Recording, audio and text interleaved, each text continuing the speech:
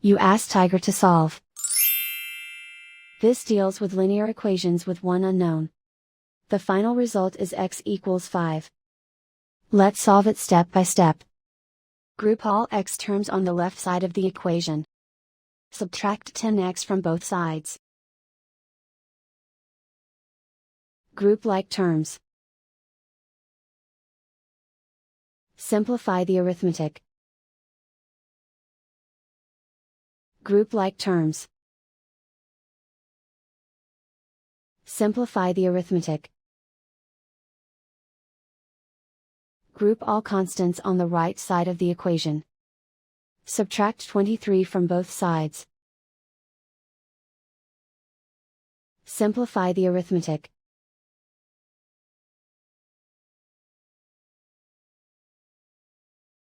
Isolate the x. Divide both sides by -7. Cancel out the negatives. Simplify the fraction. Cancel out the negatives. Find the greatest common factor of the numerator and denominator. Factor out and cancel the greatest common factor.